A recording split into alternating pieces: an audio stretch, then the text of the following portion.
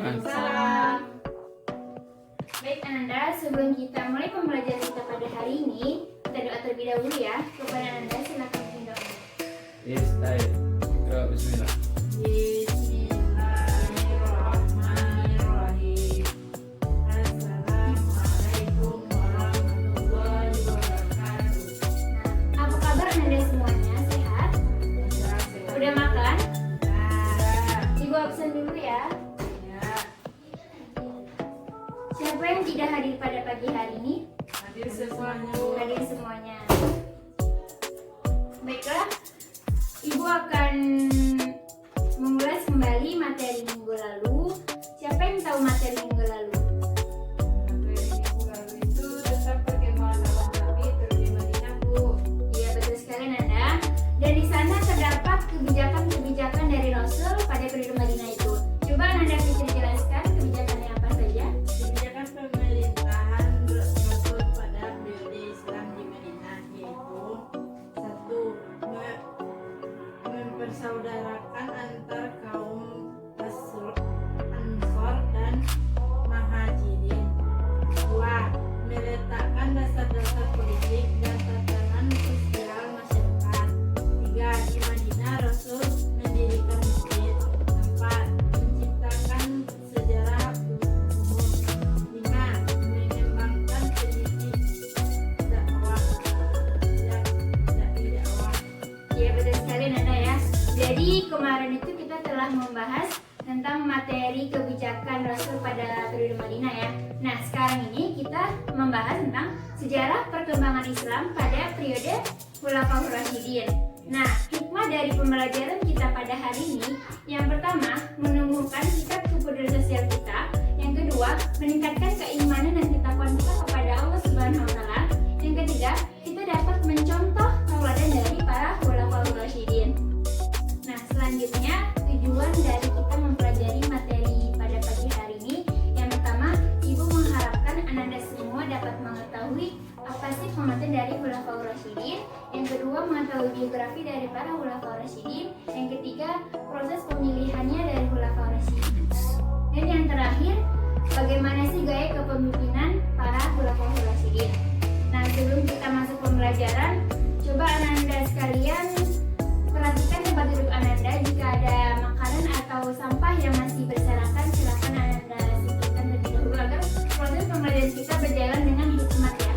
Sudah siap? Nah selanjutnya kita akan membahas materi kita tentang sejarah perkembangan Islam pada masa Khulafaur Rasyidin. Nah coba Ananda perhatikan gambar dari Khulafaur Rasyidin ini di buku Ananda semuanya ya. Jika sudah,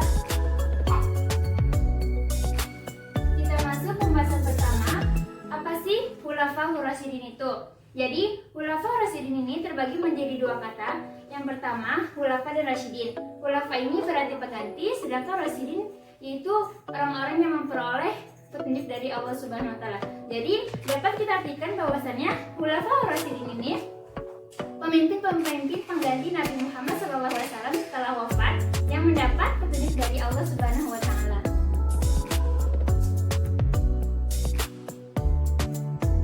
Selanjutnya biografi para Khulafaur Rasyidin. Yang pertama ada Abu Bakar As-Siddiq. Nah, nama asli dari Abu Bakar As-Siddiq ini yaitu Abdullah ibnu Ami Quhafah At-Tamimi. Pada zaman jahiliyah namanya itu Abdul Kabah, dan pada saat itu Nabi Muhammad SAW menggantinya dengan nama Abdullah Abu Bakar, dan orang-orang di sekitar sana menyebutnya dengan Abu Bakar. Kenapa dinamai dengan itu? Karena Abu Bakar itu merupakan orang yang pertama dini yang masuk Islam, dan Abu Bakar ini lahir pada tahun 572 Masehi setelah beberapa tahun Nabi Muhammad SAW dilahirkan. Nah, Abu Bakar ini merupakan sahabat Nabi Muhammad SAW yang terkenal akan kedermawanannya. Jadi semua yang dilakukan oleh Abu Bakar As-Siddiq ini demi menolong kaum muslimin yang tertindas. Dengan cara apa? Dengan cara beliau itu mengeluarkan harta bendanya untuk menolong mereka yang kesulitan. Selanjutnya kita masuk biografi dari Umar bin Khattab. Umar bin Khattab ini merupakan putra dari Nufail al-Quraisy yang berasal dari suku Adi, yang merupakan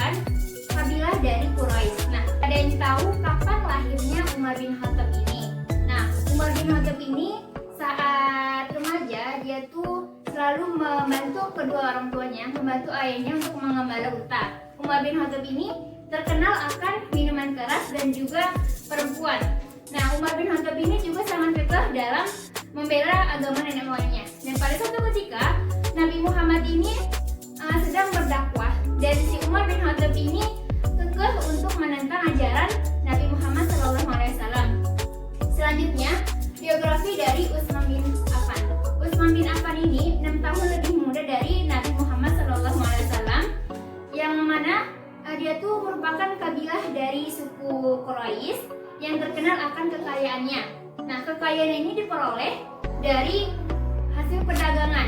Pada usia remaja ini si Utsman bin Affan ini melakukan perdagangan ke luar negeri, dan Abu Bakar ini merupakan sahabat Nabi sekaligus teman dagangnya si Utsman bin Affan ini. Nah, Utsman bin Affan ini sama seperti dengan Abu Bakar, dia sangat terkenal akan kedermawannya untuk membela kaum muslimin yang tertindas di Mekah. Nah, Abi Thalib ini lahir pada hari Jumat, tanggal 13 Rajab, dan tepatnya pada tahun 600 Masehi. Dan sejak kecil, Ali bin Abi Thalib ini diasuh oleh Nabi Muhammad SAW. Dan Nabi Muhammad ini juga tidak lupa bahwasannya dulu dia waktu kecil itu dirawat oleh ayahnya, yaitu Abu Thalib. Dan dalam asuhannya Nabi Muhammad SAW, Ali bin Abi Thalib ini mendapat pencerahan, yaitu Islam, agama Islam. Nah, sejak itu Ali bin Abi Thalib ini sudah kekeh sekali untuk masuk agama Islam dengan menyatakan bahwasannya beliau beriman kepada Allah dan Rasul-Nya. Selanjutnya kita masuk proses pemilihan Khulafaur Rasyidin. Yang pertama, Abu Bakar As-Siddiq. Sepeninggalnya Nabi Muhammad SAW, Abu Bakar ditunjuk menjadi seorang khalifah dengan cara perundingan antara kaum Muhajirin dan kaum Ansor. Kaum Muhajirin yang dipimpin oleh Ubaidillah bin Sa'ad di Bani Saidah, dan juga kaum Ansor yang dipimpin oleh Abu Bakar As-Siddiq di Masjid Nabawi. Selanjutnya kita masuk proses pemilihan dari para Khulafaur Rasyidin. Yang pertama, Abu Bakar. Sepeninggalnya Nabi Muhammad SAW, Abu Bakar ini dipilih untuk menjadi khalifah pengganti dari Rasulullah SAW dengan melalui demokrasi dan musyawarah antara kaum Muhajirin dan kaum Ansor. Kaum Muhajirin yang dipimpin oleh Ubaidillah bin Sa'ad di Bani Saidah, dan juga kaum Ansor yang dipimpin oleh Abu Bakar di Masjid Nabawi. Menurut mereka, bahwasannya kepemimpinan ini dinyatakan oleh golongan masing-masing.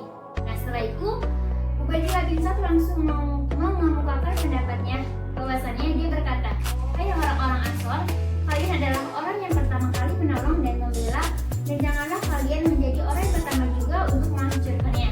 Setelah itu, setelah mendengar perkataan dari mereka yang mendamaikan antara kaum Muhajirin dan kaum Ansor, terpilihlah Abu Bakar As-Siddiq ini menjadi khalifah. Dengan cara apa? Yang pertama, dengan cara aklamasi di Bani Saidah, dan keesokan harinya dengan cara dibaiat di Masjid Nabawi. Selanjutnya, Umar bin Khattab. Umar bin Khattab ini ditunjuk oleh Abu Bakar As-Siddiq setelah si Abu Bakar ini sekarat. Dan juga langsung menyuruh Utsman bin Affan untuk menulis surat wasiat yang menyatakan bahwasannya Abu Bakar ini memerintahkan untuk memilih si Umar bin Khattab ini untuk menjadi seorang khalifah. Tujuannya agar tidak ada terjadinya perselisihan antara kaum muslimin dalam proses pemilihan khalifah. Selanjutnya, pemilihan dari Utsman bin Affan. Nah, Utsman bin Affan ini melalui musyawarah antara masyarakat yang dipilih oleh Abu Bakar As-Siddiq. Nah, jadi si Utsman bin Affan ini melalui musyawarah dipilih untuk menjadi khalifah, bukan petunjuk ya. Selanjutnya, Ali bin Abi Thalib. Ali bin Abi Thalib ini diusulkan oleh si Zubair bin Awam dan juga Thalhah bin Saidah. Nah, setelah itu silakan Anda diskusi terkait dengan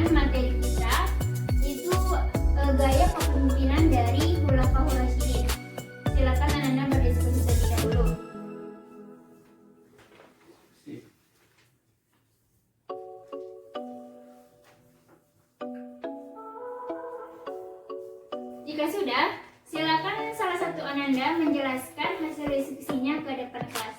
Silakan Ananda Zikri.